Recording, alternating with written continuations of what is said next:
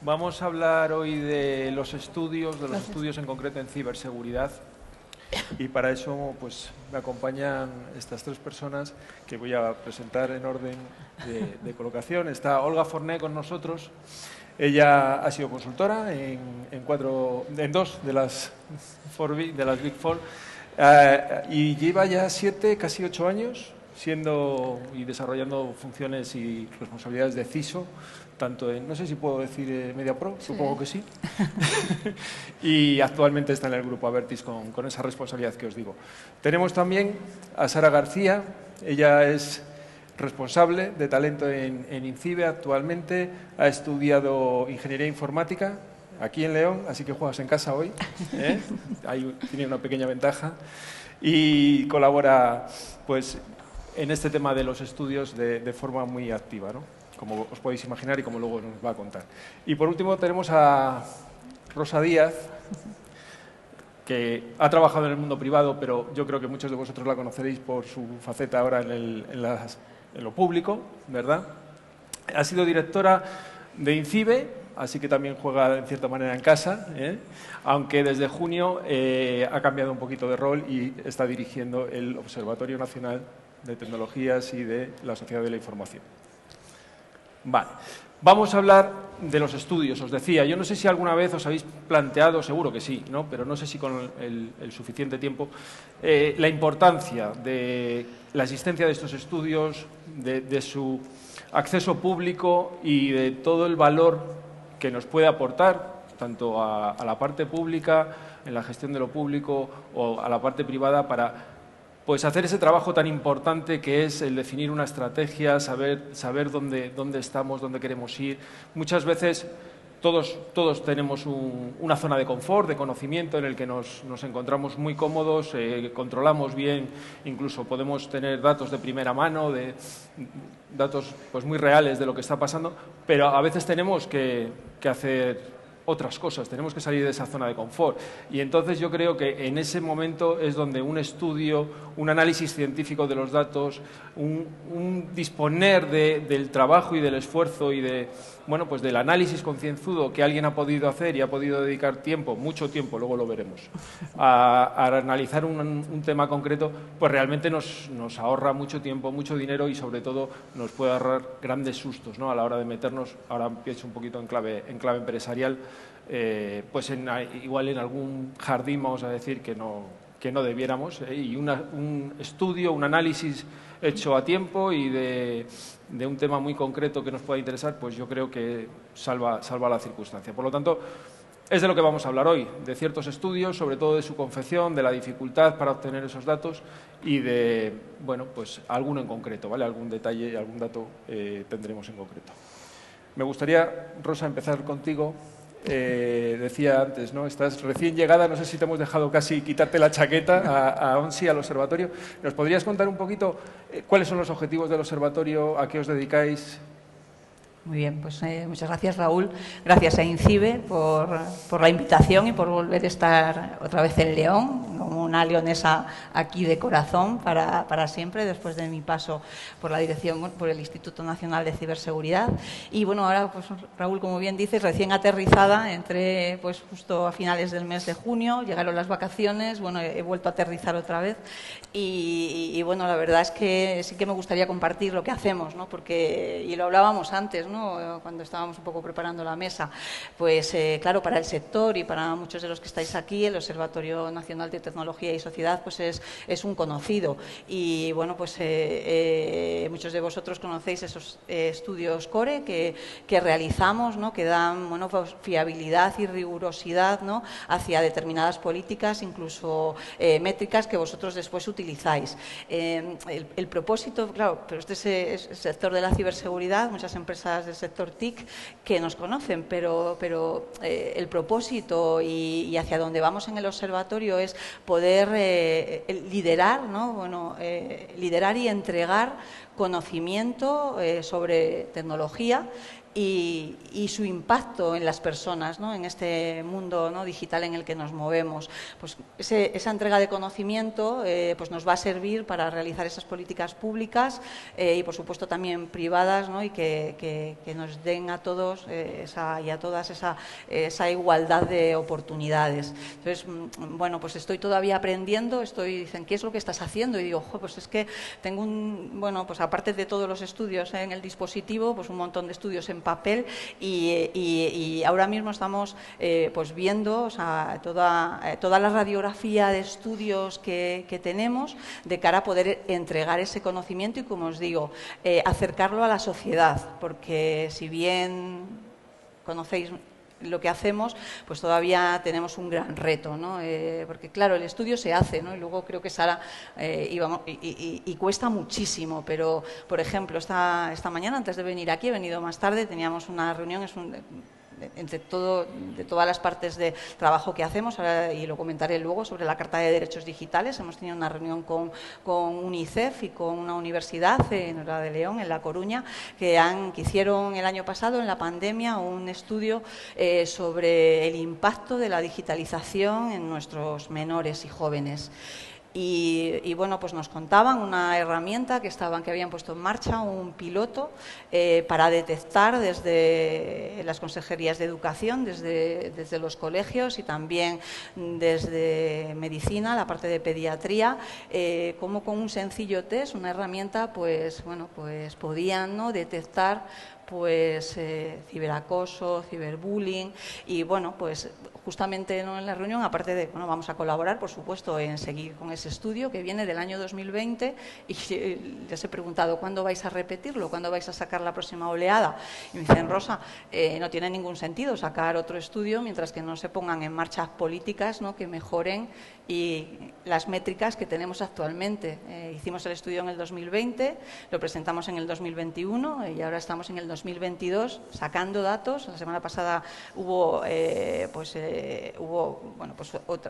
un impacto de lo que estaban haciendo y con esto solamente deciros pues todos los ámbitos en los que trabajamos. Entonces, la economía digital, por supuesto, también, pero bueno, esta parte de digitalización, esa parte, ¿no?, de INCIBE, con el trabajo que se hace, pues fruto de ese trabajo sacamos y pusimos en marcha ObservaCiber, que también conoceréis muchos de vosotros, que es un espacio que pretende, ¿no?, en este entorno de NISE, aunar ese conocimiento y dar a la sociedad, ¿no?, pues un espacio donde puedan entrar, reflexionar y encontrar información de valor en cuanto a ciberseguridad. Empezamos INCIBE y el ONSI, también otros organismos, ¿no?, como han estado y estuvieron ayer aquí representados, también están empezando a colaborar con nosotros, y en el Foro Nacional de Ciberseguridad, pues también ahí estamos haciendo cosas. Entonces, Raúl, creo que te decía que no me iba a extender, pero me he extendido demasiado. Está perfecto. No vamos a la parte de backup, no llegamos, creo. Bueno, Sara, hablábamos antes de la importancia de que existan estos estudios, de que se hagan, de que tengan además ese carácter periódico, porque muchos de los asuntos que ahí se analizan y se tratan requieren de una visión de medio-largo plazo, sobre todo para poder analizar una evolución, unas tendencias que a veces es lo que más valor puede aportar, ¿no? Yo creo que de esto somos conscientes todos. Lo que no tengo muy claro es que seamos conscientes del trabajo y del esfuerzo que eso conlleva, ¿no? Tú has participado personalmente, me consta, en la elaboración de varios informes. Yo no sé si nos puedes contar un poquito, para que podamos valorarlo en su justa medida, el esfuerzo que supone recabar datos, dedicarle esa pausa y ese análisis y ese razonamiento que decía yo antes, sobre todo cuando a veces tenemos que analizar temas completamente nuevos, desconocidos, emergentes, en los que, bueno, pues no podemos apoyarnos en un conocimiento previo, hay que hacer la investigación desde cero, ¿no? Efectivamente. Muchas gracias, Raúl. Bueno, pues por nuestra parte, decir que es un proceso muy complejo, ¿no? Cuando nosotros nos enfrentamos, por ejemplo, al último análisis y diagnóstico del talento en ciberseguridad, sí que es cierto que teníamos datos del extranjero. Es decir, nosotros cogíamos lo que había por Estados Unidos, otras grandes potencias, extrapolábamos lo que ellos decían y decíamos, bueno, pues podríamos ir por aquí. Pero realmente a nivel de España no había nada. Y tampoco queríamos que fuese algo hecho por y para INCIBE. Es decir, nosotros necesitábamos esos diagnósticos o ese análisis para poder tomar medidas que fuesen en pro de solucionar los problemas que se detectan pues, en esos estudios, esas métricas que se obtienen. Pero sí que es cierto que no podía ser una labor solamente de INCIBE, con nuestro punto de vista. Entonces, ahí viene la primera complejidad, establecer relaciones con el sector público, el sector privado, con administración, con academia, con investigadores, un poco con toda la cadena de valor, de manera que nosotros podamos establecer las necesidades de todos ellos y recogerlo. ¿Qué quisimos en nuestro diagnóstico? Bueno, pues contamos con un panel de expertos que lo que hacía era un poco pues, revisar el trabajo que se estaba realizando y poner un poco el punto de cordura, como yo digo, ¿no? y de trabajo, de decir, se está yendo bien, estamos yendo por el buen camino, estamos haciendo un trabajo que es tecnológicamente neutro, que estamos viendo todos los puntos de vista, todo eso se tiene que tener en cuenta. Ese panel de expertos, en nuestro caso, era 10 entidades, pero luego por detrás hubo mucho más trabajo, hubo más de 1000 entrevistas, tanto a la oferta como a la demanda, es decir, nosotros queríamos hablar con la industria, queríamos hablar con la academia para ver qué estaba pasando, pero teníamos también que hablar con aquellas personas, aquellos talentos, para saber por qué no estaban en el sector, porque nosotros lo vemos tan claro a este lado, que cuando hablas con el otro lado es como, pero ¿por qué no estáis todos aquí llamando a nuestras puertas, no en manada? Bueno, pues realmente no estamos llegando al otro lado, no estamos llegando a esos nuevos talentos, a esos futuros, a la gente que está desempleada o a la gente que está en otros ámbitos de las organizaciones, no está llegando el sector y tenemos que hacer algo para eso. Entonces, también encuestamos a esa parte. Contamos con más de 30 y tantas entrevistas, con entidades y además entidades que fuesen muy distintas. Hemos contado con departamentos de recursos humanos, con academia, pero academia en su gran rango, no solamente con la universidad, sino con FP, con bachilleres, con institutos. Hemos contado con un montón de actores que a nosotros nos dan la posibilidad de ver diferentes prismas del mismo problema. Después de eso, también hemos tenido focus group con temas que creíamos que eran suficientemente relevantes y que no teníamos demasiada información, se han tenido focus group. Todo esto, que aquí se cuenta en un minuto más o menos por el temporizador, nos ha llevado más de un año. Ponernos todos de acuerdo, establecer esas entrevistas y establecer ese trabajo de campo. Pero es súper importante establecer esa metodología y esa manera de hacer, por lo que comentábamos antes. Hay que repetirlo, hay que saber medir, porque tú tienes unas conclusiones y lo que le pasaba a Rosa, que nos contaba ahora, de, vale, yo tengo unas conclusiones y ahora ¿qué? Tengo que poner en marcha una serie de actividades y luego volver a medir para saber si esas actividades están yendo por el camino correcto, porque si no, tendremos que virar. Pero eso todo es un proceso pues que, bueno, pues ya está publicado, por ejemplo, este diagnóstico en la página web de INCIBE, se puede consultar el informe resumido y el informe completo y estamos hablando de más de 400 folios, ¿vale?, en total, que tienen muchísima información y que tenemos que ir desgranando. Vale, perfecto. Pues luego te pediré algún dato sobre ese informe que conoces también. Olga, hablábamos antes de tu responsabilidad como CISO, pero ahora mismo, en este contexto de análisis y de estudios, me gustaría hablar de tu trabajo con ISMS Forum. Me consta que estáis desarrollando y casi terminando ya la elaboración de un informe sobre respuestas a incidentes en el cloud. Y te voy a pedir, perdóname, que nos adelantes alguna de las conclusiones de ese informe. Sé que no está publicado todavía, aunque hayáis hecho sí una presentación oficial del mismo. Y no sé si desde ese contacto con la realidad detectas pues, nuevos riesgos, entiendo que sí, porque hay nuevas tendencias en cloud. Sobre todo, cómo las empresas están afrontando y evolucionando a este respecto. Y supongo que habrá mucha diferencia, ¿no?, dependiendo del tipo y del tamaño de empresa. Sí, correcto. A ver, el informe está sobre todo enfocado a las pequeñas y medianas empresas y todas aquellas empresas que tienen un nivel de seguridad, de madurez en seguridad en cuanto a respuesta a incidentes cloud bajo. O sea, que no tienen mucha idea o están empezando. Entonces, lo que estamos viendo y lo que hemos ido viendo durante este tiempo es que cada vez estamos entrando más en el cloud, o sea, el cloud empieza a ser más famoso a todos los niveles en todas las empresas y empresas que antes pensaban que nunca irían al cloud están empezando a ver las virtudes o las ventajas de irse a un cloud, pero se van sin tener en cuenta todos los riesgos de seguridad que pueden haber en el cloud, porque consideran que los proveedores de cloud son 100% seguros y que les van a dar toda esa seguridad y que viene la seguridad por defecto. Entonces, sí que es verdad que los proveedores de servicios cloud proporcionan ciertas medidas de seguridad, pero en función del proveedor al que te vayas tendrán unos estándares iniciales de base u otros y luego tú tienes que establecer tus medidas de seguridad. Entonces, lo que hemos visto es que no se está teniendo en cuenta, les faltan los skills para saber qué tienen que tener en cuenta directamente, o sea, falta la parte de concienciación de decir, necesito ver esto, o sea, porque no tienen ni idea de que que están asumiendo estos riesgos, y luego una vez que ven que hay unos riesgos, es ¿qué puedo hacer? ¿Qué tengo que hacer? O sea, tampoco hay mucha idea sobre esto en este tipo de empresas. O luego no tienen los recursos necesarios para poder abordar este tipo de proyectos vale, me voy a preparar ante un incidente cloud. O sea, cómo me preparo, cómo detecto y luego cómo respondo y cómo soy de resiliente la empresa. Y luego también no tienen las personas muchas veces. Lo que hablábamos antes, por ejemplo, es... una pyme, por ejemplo, tiene que tener personas directamente preparadas ya para esto, para una respuesta ante incidentes cloud, o se tiene que soportar de proveedores que le den estos servicios, porque su negocio no es la seguridad en muchos de los casos, su negocio es otro y esto lo puede subcontratar, ¿no? Entonces, es un poco esto, o sea, lo que hacemos con el estudio y con la guía, porque al final es una guía que va a ayudar a, vale, saber dónde estoy, cuál es el panorama y qué es lo que tengo que hacer, cuáles van a ser mis baby steps, cuáles son mis primeros pasos para luego, una vez tenga un cierto nivel de madurez, y así abordar una consultoría o crecer un poco más a nivel de madurez en seguridad. Fenomenal.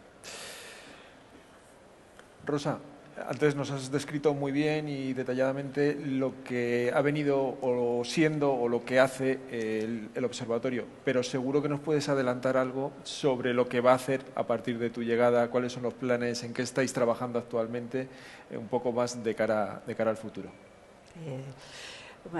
Bueno, ya el año pasado desde el observatorio había como una especie de cambio, reposicionamiento, cambio estratégico de cara a, por supuesto, seguir manteniendo las colecciones y los estudios que se realizan y que son muy importantes para el sector, pero de alguna manera el cambio era entregar, como hemos hablado antes, cómo se entrega ese conocimiento. Es decir, al final es cuando tienes, como yo decía, tengo la mesa llena de estudios, ¿no?, y no encontramos el momento. Entonces, está bien tener la información. Dentro del observatorio hay un centro de documentación que es la leche, es decir, yo os invito a todos, que seguro que no lo conocéis, a que accedáis, entráis. Entonces, bueno, pues lo que muchas veces hablamos de que nos pasa en la administración pública, que nos falta ese marketing, ¿no?, y esa llegada. Es decir, entonces está fenomenal tener esos estudios bases, esos estudios a los que vamos a encontrar, pero también tenemos que abrirnos nosotros al exterior y ser mucho más proactivos y hacer publicaciones como se estaban haciendo durante el año pasado, o sea, teniendo muchos más impactos durante el año, pudiendo extraer, ¿no?, información de estudios que nos van a valer durante muchos años, ¿no?, porque si no ponemos las medidas, ¿no?, adecuadas para una vez con las conclusiones y no hacemos nada, pues ¿para qué vas a volver a medir, ¿no? Con primero las medidas y luego ya vuelve a medir. Entonces, estamos haciendo ese cambio, ese abrirnos al exterior, ese llegar a la sociedad y, por supuesto, también escuchar, ¿no? Algo que, bueno, también va con mi persona, ¿no? Es decir, oye, aquí hablaba antes igual con, por supuesto, con INCIBE, ¿no?, que tenemos una relación, pues claramente, ¿no?, con un puente tendido ya desde hace tiempo por Observaciber, pero hablábamos con ICES, ¿no?, o ayer, ¿no?, se nombraba en el Foro Nacional de Ciberseguridad. O sea, el observatorio aspira, ¿no?, con humildad, pero a ser el referente y a aglutinar toda la información necesaria en esta economía, ¿no?, y en el mundo digital. Es decir, no es necesario que dentro de la administración se creen, como también ya sabéis que alguno hay, otros observatorios. Nosotros estamos para escuchar, para conocer qué se necesitan y con metodologías, como hablaba Sara, y con expertos y con gente de mucho conocimiento dentro del observatorio, pues recoger esas necesidades y entregarlas. Ahora también tenemos un nuevo mandato, que es hacer el seguimiento de toda la estrategia digital 2026. La estrategia, es decir, tiene 3 grandes ejes, que son infraestructura y tecnología, economía digital y personas, y toda la actividad que va a realizar y que está realizando el observatorio gira alrededor de estos ejes. Entonces, no vamos a hacer nada que no esté alineado con estos objetivos y, por supuesto, abiertos a escuchar al resto de administraciones que estáis por aquí. También no puedo, ¿no?, personalmente, empresa por empresa, a hablar con vosotros, pero hemos abierto también diálogo con las asociaciones del sector para también entender el valor que os aportan los estudios que tenemos actuales y, por supuesto, incluir aquellas cosas que echéis en falta. Entonces, bueno, pues con mucho trabajo por delante, porque ¿qué no es digital, ¿no? A día de hoy, ¿no? Con mucha ilusión en el proyecto y, bueno, pues también, bueno, pues con también el interés, ¿no? Que INCIBE el año que viene me vuelva a invitar, ¿no? Que también pueda daros, ¿no? Ya más datos y resultado del trabajo que empiezo ahora a realizar. Así que, bueno, pues desde aquí tender ese puente para todos y deciros que estamos a vuestra disposición, pues aspirando a ser ese observatorio que tiene que liderar, ¿no? Y observar, ¿no? Pues en un sitio, en un lugar muy privilegiado y en una posición muy bonita, ¿no? De entrega de conocimiento. Entonces, bueno, pues que estamos para ayudaros. Sara, no me resisto a preguntarte. Sé que es un trabajo, el estudio que habéis hecho sobre el análisis y el diagnóstico del talento en ciberseguridad es un trabajo en colaboración también con ONSI y lo habéis hecho desde INCIBE, pero no me resisto a bajar un poquito al detalle. Observando y hojeando el informe, hay dos cosas que me han llamado mucho la atención. Y son dos brechas. Parece que hay una brecha claramente, ¿no? Si ya casi en el resumen, en el ejecutivo, en la primera párrafo casi ya se habla de ello, sobre lo que las empresas ofertan y la demanda que conseguimos cubrir con las fuerzas de trabajo actuales de España. Y luego, muy especialmente, ahondando en esa brecha, encontramos la brecha de género. Además de faltarnos personal, parece que solo un porcentaje muy pequeño de mujeres se incorporan a este sector. Hablábamos de un 31%, una cosa así, ¿no? Incluso se ve claramente, ponéis de manifiesto, cómo de ese 31%, la gran mayoría de ellas están orientadas más a lo que es el cumplimiento normativo y a la gestión de la ciberseguridad, igual no tanto a la implementación de soluciones y de medidas y la parte más técnica de la ciberseguridad. Entonces, no sé qué nos puedes contar sobre eso, no sé si tiene solución, qué estamos haciendo mal la industria, porque es un sector en el que la flexibilidad, el trabajo, pues a priori no debiera asustar a nadie y mucho menos a las mujeres, ¿no? Pero la realidad es que parece que sí, algo tenemos que estar haciendo mal. Bueno, no es que estemos haciendo solo una cosa mal, ¿vale? Y tampoco es que estamos haciendo todo mal. Lo que pasa que sí que es cierto que hay muchos problemas que se han detectado y que ahora ya tenemos cifras y tenemos una serie de indicadores que nos muestran por dónde ir, con lo cual eso también es positivo. Hablábamos de unas cifras de mujeres, estamos hablando ya de un 31%. Es que yo recuerdo hace 3, 4 años que se hablaba del 12 y era un 12 estático, ¿vale? No había manera de subirlo. O sea, pasar de un 12 a un 31 es cierto que podemos seguir mejorando, pero es una buena cifra. O sea, no descartemos en que pensábamos que iba a salir peor, sí que es cierto. Entonces, ahora mismo, ¿qué tenemos? Bueno, pues tenemos ya la ruta, la hoja de ruta hacia dónde vamos. Obviamente, hay muchas cuestiones que hay que mejorar y es un puzzle. Entonces, ojalá fuese solo una manera que tengamos de llegar al sector o llegar a los talentos o que esa brecha desaparezca mágicamente, ¿no? Pero es un conjunto de medidas que se están haciendo. En ese informe se recogen unas conclusiones y esas conclusiones, por ejemplo, se dividen en 3 partes. Unas conclusiones para la administración, otras conclusiones para la industria y otras para la academia. Muchas de ellas, ¿vale? Si las vemos y las rascamos, nos hablan de que se desconocen itinerarios, es decir, no tenemos, o sea, nos preguntan, vale, esto es un sector en auge que tiene muchísimo futuro, ¿y ahora qué? Pues el ahora qué, hasta hace muy poco no lo teníamos claro, tampoco ni dentro del sector, era como, necesito ese unicornio que hablábamos antes, ¿no? Necesito una persona que lo mismo me resuelva incidentes, que sepa de forense, que sepa de... porque lo necesitamos todo. Entonces, tenemos que ya empezar como industria también a perfilar qué perfiles, valga la redundancia, se necesitan y en qué manera los podemos formar también desde la academia. Se ve que la academia y la industria hasta ahora hablaban poco. Entonces, se forma en unas cualificaciones que luego llegan a la industria y no son lo que la industria necesita o lo que esperaba, ¿de acuerdo? Entonces, a lo mejor tenemos formaciones muy generalistas y tenemos que focalizar más. Todas esas cosas se recogen en conclusiones y muchas de esas cosas acompañan a lo que también, bueno, pues luego daremos paso, que son los perfiles de la ENISA.